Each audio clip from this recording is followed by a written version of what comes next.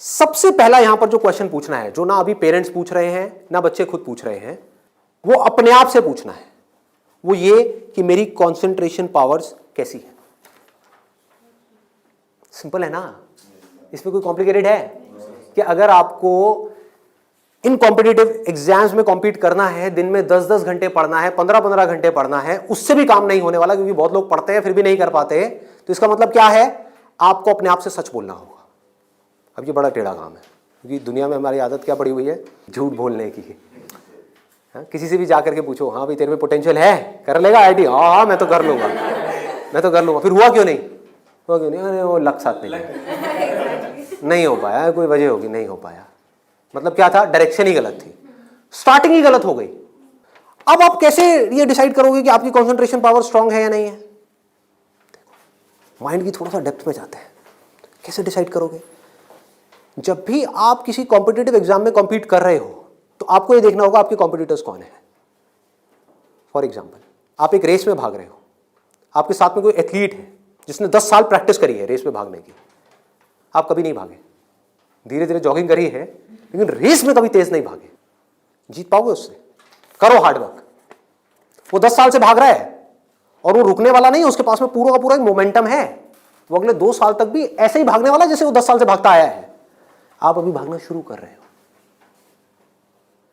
तो पहले अपनी कंसंट्रेशन पावर्स को कंपेयर करना है किसी और के साथ। That is going to be a realistic solution.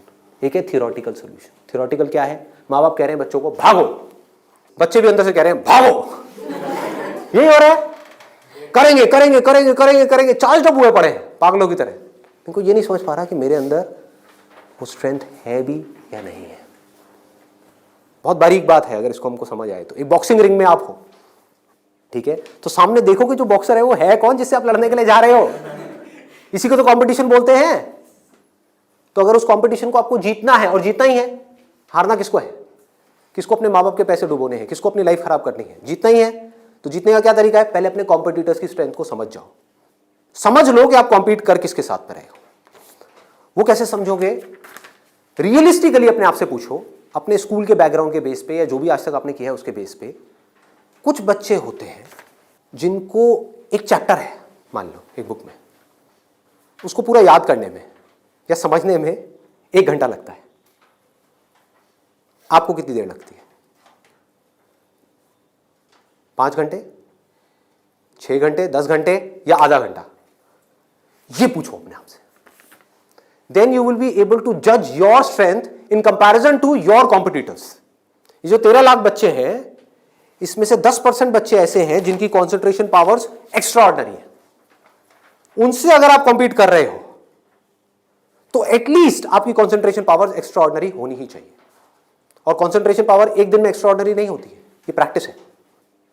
मतलब उन्होंने कई सालों तक इसकी प्रैक्टिस करी है, तब जाके उनकी कंसंट्रेशन पावर एक लेवल तक पहुंची है।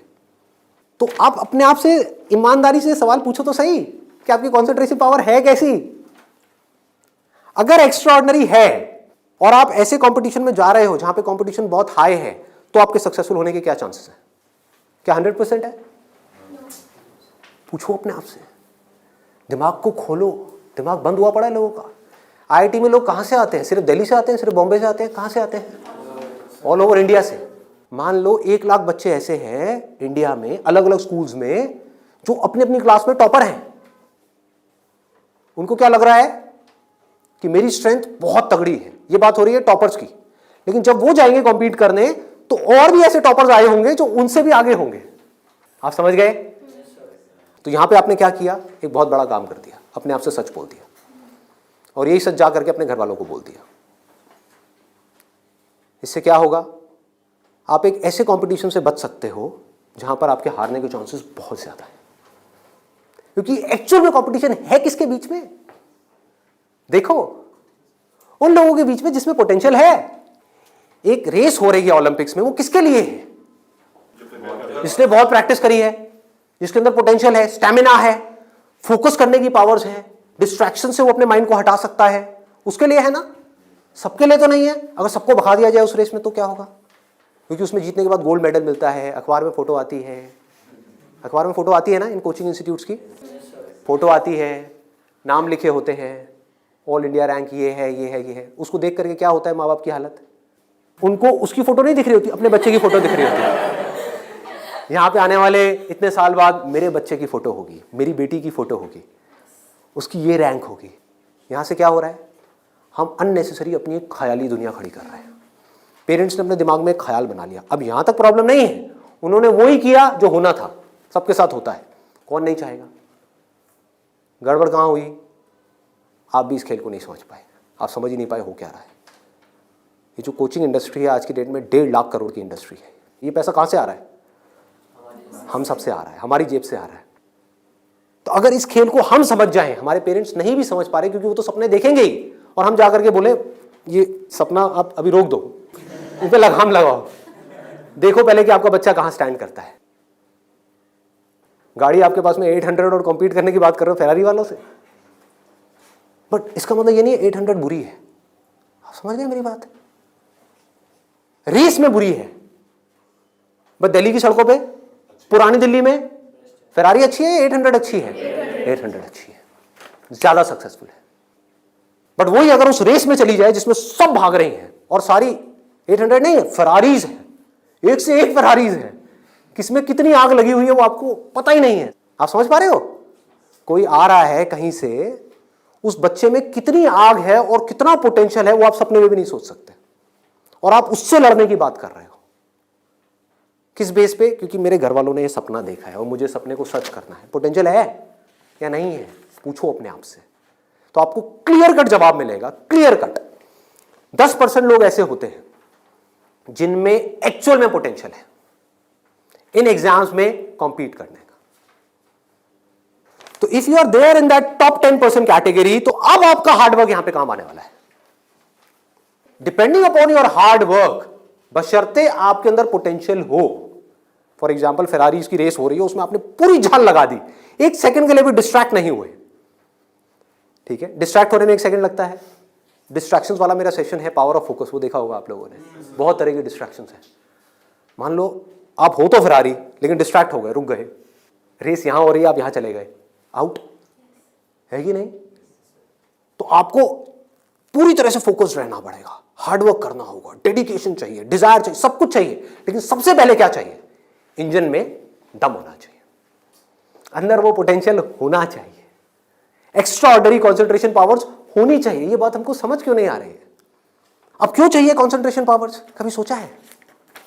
2 तरह के काम है इस दुनिया में, एक वो जिसमें हमारा इंटरेस्ट है, दूसरा वो जिसमें इंटरेस्ट नहीं है। जहां इंटरेस्ट नहीं है वहां पर कॉन्सेंट्रेशन पावर्स का स्ट्रांग होना बहुत जरूरी है, जहां है वहां पर नहीं है, क्योंकि वहां तो ध्यान लग जाता है। वीडियो गेम खेलने के लिए कॉन्सेंट्रेशन पावर चाहिए क्या? क्यों? क्यों? इंटरेस्ट है तो वहां पर कॉन्सेंट्रेशन हो जाता है, खेलने में कॉन्सेंट्रेशन हो जाता है, और बहुत सारी चीजों में कॉन्सेंट्रेशन हो जाता है। पढ़ाई में हमें कॉन्सेंट्रेट करना पड़ता है और चाहिए ही चाहिए, क्योंकि पढ़ाई में 99.99% लोगों का इंटरेस्ट नहीं होता, तो कैसे पढ़ाई में क्रैक कर पाएंगे? तब जब अपने ध्यान को ऐसी जगह पे रोकना आता हो जहां पे हमारा इंटरेस्ट नहीं है। और ऐसी स्ट्रेंथ कितने लोगों में होती है? सच सच बताना आज, मतलब ईमानदारी से, आप में से कितने हैं यहां पर जो इस आप क्लेम कर सकते हो कि मेरी जो कंसंट्रेशन पावर्स हैं वो एक्स्ट्रा ऑर्डिनरी है? ऑनेस्टली आपकी है? Let's give a big hand for it. हम सब में से सिर्फ एक की, और ट्राई कौन करते हैं? सब करते हैं। मेजॉरिटी ऑफ पीपल, सब तो नहीं कह सकते, मेजॉरिटी ऑफ पीपल करते हैं। है ना खतरनाक खेल? और एक बहुत बड़ी चीज हुई है अभी यहां पर, आप में से सिर्फ एक ने अपना हाथ उठाया, बाकी ने नहीं उठाया। इसका मतलब आपने क्या किया? सच बोल दिया, एक्सेप्ट कर लिया। अगर अपने घर पे भी एक्सेप्ट कर लो तो क्या होगा? खेल शुरू होने से पहले ही खत्म हो जाएगा। अगर ये मेजॉरिटी ऑफ बच्चों को समझ आ जाए, इंडिया में लाखों बच्चे मेरी वीडियोस देखते हैं, उनको समझ आ जाए और वो अपने आप से सच बोल दें, अपना हाथ ऊपर ना करें, अपने घर पे जाकर के बोल दें मेरी कॉन्सेंट्रेशन पावर एक्स्ट्रा ऑर्डिनरी नहीं है। हाँ, मेरी क्लास में कुछ 4 बच्चे हैं, उनकी है, वो भी कॉम्पीट करने जा रहे हैं, उनको करने दो, मुझे नहीं लगता कि मैं जीत पाऊंगा इस खेल में। हाँ, कुछ और ऐसे खेल हैं जहां पर मैं फाड़ दूंगा, तो क्या होगा?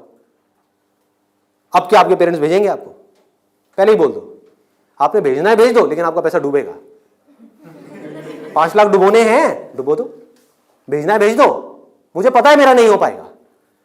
ये झूठ है, ये नेगेटिव थिंकिंग है, या ये रियलिस्टिक थिंकिंग है? समझो, realistic thinking, that is the biggest thing जो हमको समझना है।